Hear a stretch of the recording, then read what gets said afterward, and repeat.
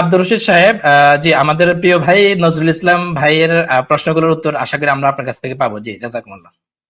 জি, উনি সর্বপ্রথম যে প্রশ্ন করেছেন যে ব্রাদার রাহুল বাংলাদেশের যে 12 জন আলেমের নাম করেছেন তারা সকলেই তর্ক বিতর্ক করেন, তারা সকলে মুনাজির, অতএব ব্রাদার যাদের নাম নিয়েছে ঠিক আছে।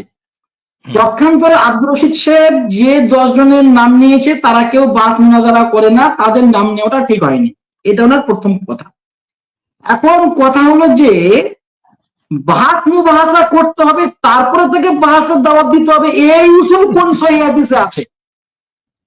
এখানে আরেকটি প্রশ্ন আসে, বাহাত মুবাহাসা যে করবে তাকেই বাহাতের জন্য আহ্বান করা হবে, আমন্ত্রণ করা হবে, তাকেই চ্যালেঞ্জ দিতে হবে, এইটা কোন উসুল? এই উসুল কোন শয়তান তৈরি করেছে? নাম্বার 1।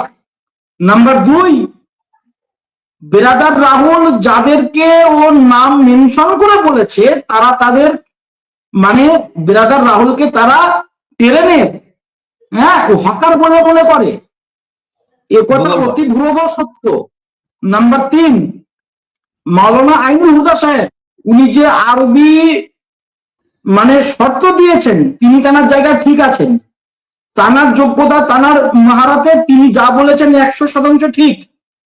নাম্বার 4, আমি আব্দুর রশিদ, আমি তো বারবার তাকে আমি চ্যালেঞ্জ দিচ্ছি, তার চ্যালেঞ্জে আমি গ্রহণ করছি, আমার সাথে বসছে না কেন?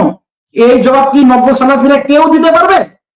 নাম্বার 5, আইনুল হুদা সাহেবের সাথে ব্রাদার বসবে না, শর্ত দিয়েছে আরবিতে হতে হবে, তাই আমি আব্দুর রশিদ বলছি ব্রাদারকে বাংলায় বলার জন্য আমি উন্মুক্ত করে দিলাম, ব্রাদার বসবে কিনা বলো। নাম্বার 6, বাস ব্রাদারকে আজ না হলো কাল করতেই হবে, যদি না করে জাতির সামনে মিথ্যুক বলে সাব্যস্ত হবে। নাম্বার 7, ও যাদের নাম নিয়েছে তারা ওকে 2 পয়সা দাম দেয় না এবং ও তাদের উজু করার পানি পর্যন্ত তুলে দেওয়ার যোগ্যতা রাখে না, অতএব এ তাদের নামটা নেয় কিভাবে? অতএব আপন আপন জায়গায় আমরা সবাই ঠিকই আছি, আমরা কেউ কোনো ভুল পদক্ষেপ নিইনি। আর আমি যাদের নাম উল্লেখ করেছি 100% আমি ঠিক উল্লেখ করেছি। তারাবি 8 রাকাতের উপরে কিতাব লিখতে পারে আসাদুল্লাহ গালিব, আর আসাদুল্লাহ গালিব সামনে বসতে পারে না। 8 রাকাত তারাবি পড়তে হবে, আর এই 20 রাকাত তারাবি পড়া বেদাত। আব্দুর রাজ্জাক মাইকে বসে বলতে পারে, তাই আব্দুর রাজ্জাক আব্দুর রশিদের সামনে বসতে পারে না।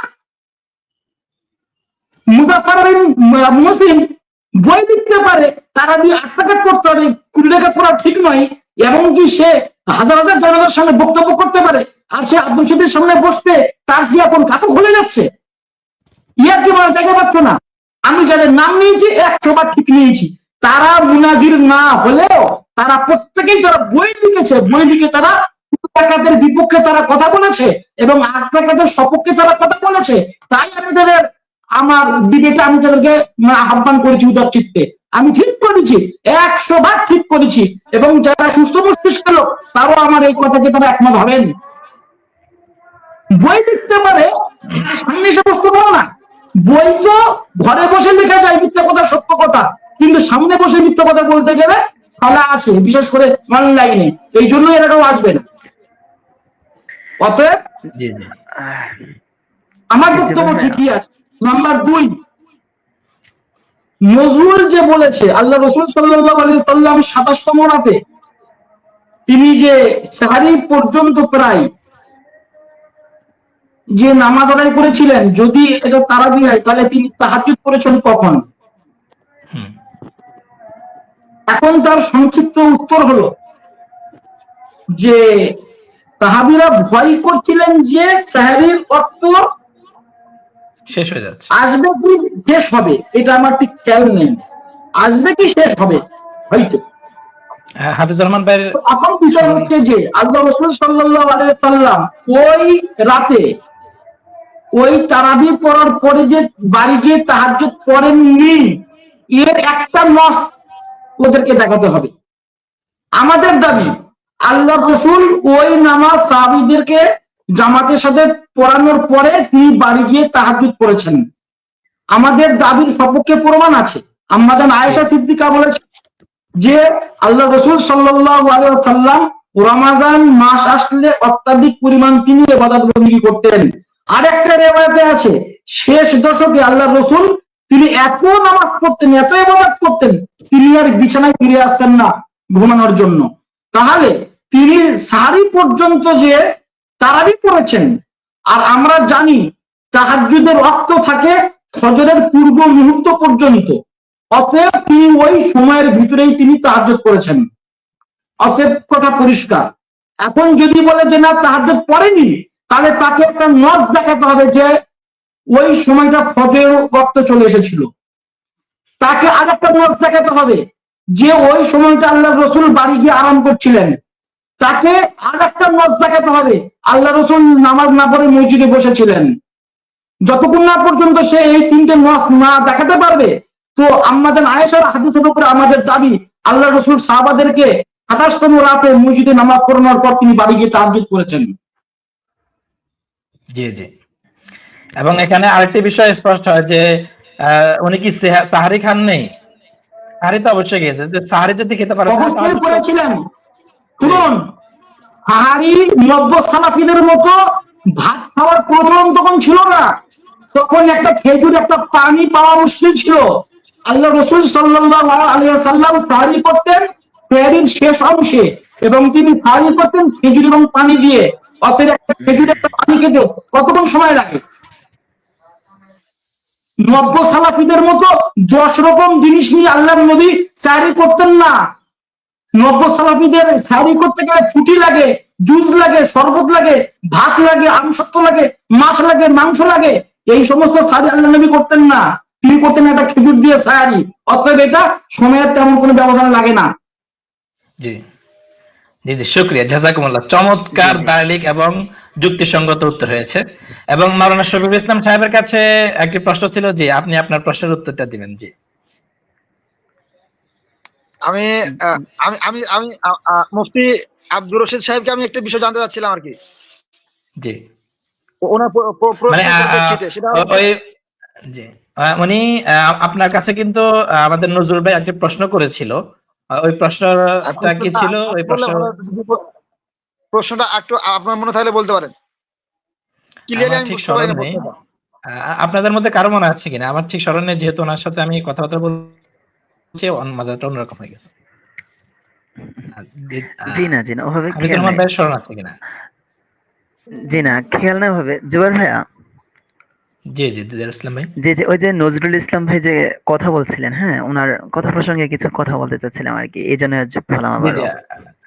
জি জি, আসবে ইনশাআল্লাহ। যেহেতু আমাদের মাঝে আমাদের প্রিয় ভাই মোহতারাম হাফিজুর রহমান ভাই যুক্ত রয়েছেন, ওনার কাছে যাচ্ছি, এরপর ইনশাআল্লাহ আপনার কাছেও আসছি, এবং আবুল কালাম বিন আব্দুল মাক্কির কাছেও ইনশাআল্লাহ তাআলা, আমাল মালিকের কাছেও ইনশাআল্লাহ তাআলা আসছি। জি হাফিজুর রহমান ভাই, জি আসসালামু আলাইকুম ওয়া রাহমাতুল্লাহ।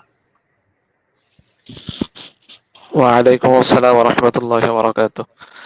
জুবাইর ভাই, আমি আসলে কথা বলার সুযোগ নেই আমার বেশি, কারণ হচ্ছে আমার মোবাইল বন্ধ হয়ে যাবে, চার্জ একেবারে 5% চার্জ আছে। যাই হোক, আব্দুর রশিদ ভাই যেহেতু এখনো লাইনে আছে, আমি ওনার কাছে আমি অন্য একটা বিষয় তারাবি সংক্রান্ত, সেটা হলো যে আমাদের আহলে হাদিস ভাইরা যে দাবি করে থাকে, বিশেষ করে বেশ কিছু হানাফি আলেমদের এবং হানাফি ফিকহের কিতাবের বরাত দিয়া তারা বলেন, বিশেষ করে আমি যদি বলি যে ফাতহুল কদিরের বরাত দিয়ে বলেন যে ইমাম ইবনুল হুবাব রাহিমাহুল্লাহ উনি তারাবি 8 রাকাত সুন্নাতে মুআক্কাদার কথা বলেছেন। তারপরে শেখ আব্দুল হক মুহাদ্দিস দেহলভী রাহিমাহুল্লাহ ওনারও বরাত দেওয়া হয় এই যে মাদারিজুন নবুওয়ার কিতাবের, সেখানে তিনি বলেছেন যে রাসূলুল্লাহ সাল্লাল্লাহু আলাইহি ওয়াসাল্লাম 8 রাকাত পড়ছেন, 8 রাকাতই সুন্নাত ইত্যাদি। আসলে এই ব্যাপারে আব্দুর রশিদ ভাই বা আপনাদের বক্তব্য কি হতে পারে? প্রকৃত অর্থে কি কামার ইবনুল হুমাম রাহিমাহুল্লাহ অথবা শেখ আব্দুল হক মুহাদ্দিস দেহলভী রাহিমাহুল্লাহ তারা 8 রাকাতকে সুন্নাত বলেছেন, সুন্নাতে মুআক্কাদা বলেছেন তারাবিকে, এবং সেখানে আসলে 20 রাকাতের ব্যাপারে তাদের অবস্থান কি, এইটা একটু যদি ক্লিয়ার করে দিতেন তাহলে আমাদের জন্য ভালো হয়। জি জি, শুকরিয়া। জি মুফতি আব্দুর রশিদ সাহেব। জি, এখন বিষয় হচ্ছে ইমাম ইবনুল হুমাম আলাইহির রাহমার কথা এখানে প্রথমে বলা হয়েছে, তাই আমি ওটা বলছি। ইমাম ইবনুল হুমাম যে বলেছেন 8 রাকাত সুন্নাত আর বাকি 12 রাকাত মুস্তাহাব, কথাটা খুবই গুরুত্বপূর্ণ কথা। 8 রাকাত সুন্নাত, বাকি 12 রাকাত মুস্তাহাব। প্রথমত কথাটি ইমাম ইবনুল হুমামের, এটা হচ্ছে তাফাররুদি কল, নাম্বার 1। নাম্বার 2, মাযহাব এমন একটা বিষয়, মাযহাব বিশুদ্ধ মতকে প্রাধান্য দেয় এবং তার উপরে ফতোয়া সাবমিট করে। কেউ কোনো কথা বললে সেটা যে ফতোয়া হবে এটা মাযহাব না। অতএব হানাফি মাযহাব ইমাম ইবনুল হুমামের এই কথা কানাকড়ি মূল্য পায়নি। অতএব ইমাম ইবনুল হুমামকে টেনে এনে হানাফি মাযহাবকে ঘায়েল করার কোনো যুক্তি বা কোনো অর্থ নেই, কারণ ইমাম ইবনুল হুমামের এই কথা মাযহাব অ্যাকসেপ্ট করেনি। নাম্বার 1। নাম্বার 2, ইমাম ইবনুল হুমামের কথা তারা কি মানবে? নব্বই সালের কি মানবে? ইমাম ইবনুল হুমাম তো বলেছেন 12 রাকাত পড়া মুস্তাহাব, তাহলে তারা কেন বলে বাদ বাকি 12 পড়া বেদাত? তাহলে একজনের মত মুস্তাহাব, একজনের মত হচ্ছে বেদাত। তাহলে আগে তারা ইমাম ইবনুল হুমামের সঙ্গে ঝামেলাটা মেটাক, তারপর তারা এই সমস্ত কথাগুলো বলবে। নাম্বার 3, ইমাম ইবনুল হুমাম তিনি তার মত 8 এবং 12 সুন্নত মুস্তাহাব মত ব্যক্ত করলেও, যদিও এটা তাফারুদি কল, এই কথা মাযহাব গ্রহণ করেনি, তারপরেও ওই ফাতুল কাদিরে অতি স্পষ্ট ভাবে ওমর রাদিয়াল্লাহু তাআলা আনহু থেকে 20 রাকাত তারাবি সুপ্রমাণিত, এই কথা তিনি তা উল্লেখ করেছেন। এই কথা কি নব্বই সালেরা মানতে রাজি আছে? এবং কি কথা বলেও না। তাহলে মানতে যদি রাজি না থাকে, তাহলে বেল পাকলে তাদের কি? বেল পাকলে তাদের কি? আচ্ছা, নাম্বার 2, উনি শাহ আব্দুল ওয়াহাব মুহাদ্দিস দেওবন্দির মনে হচ্ছে নাম করেছেন। তো নব্বই সালাফিরা যদি শাহ আব্দুল ওয়াহাব মুহাদ্দিসের যদি নাম উল্লেখ করে বা তার কিতাব যদি বলে, তাহলে প্রথমে তারা আমাদের সামনে তা শো করবে।